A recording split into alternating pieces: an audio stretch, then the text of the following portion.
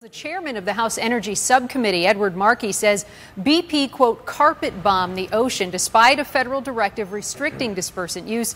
He says the Coast Guard routinely granted BP exemptions. Documents, in fact, show the Coast Guard granted more than 74 exemptions in 48 days. What more can you tell us, Reynolds?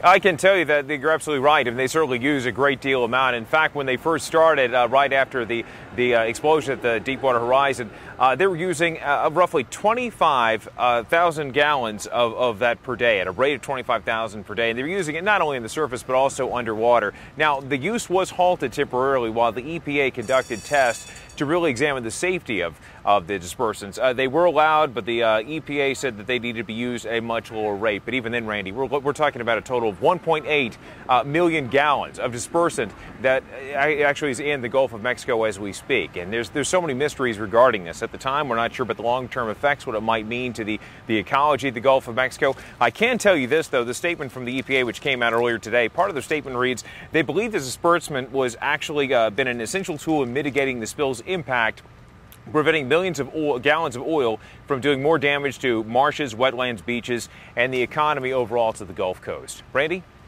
And Reynolds, we understand that Doug Suttles, the COO of BP, is in nearby Venice right now. What are his plans there today?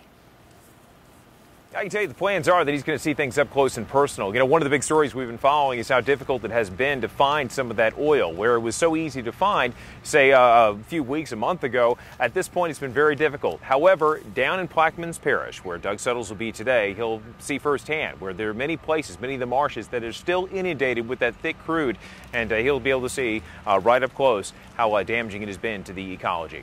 And how close do we know are the crews to actually sealing off the ruptured well? Is the static kill still on track for this week? The static kill is still on track. I mean, there was a little bit of a hiccup with the process. They were hoping to get that started later today or perhaps tomorrow, but there was a little bit of debris that actually got inside of one of the relief wells. You'll remember just last weekend we had remnants of Tropical Storm Bonnie that passed over the area. And when it did pass over, there was the sediment that got into the relief well. That's got to be cleaned out today. They're going to lay the casing, which is basically a hollow tube inside the relief well. Then the step is to go into the static kill mode. That should take place sometime on Tuesday. And very quickly, what that's going to involve, Randy, is injecting a combination of not only cement, but also mud in through the cap, and that should really seal it off, at least the top part. The second part, and this is going to be the big one, is going to be called the bottom kill. And that procedure will use actually the relief well, and they'll have a horizontal injection of both the concrete, the cement, and the mud. That should take place sometime possibly by the middle of August or perhaps the end of this month.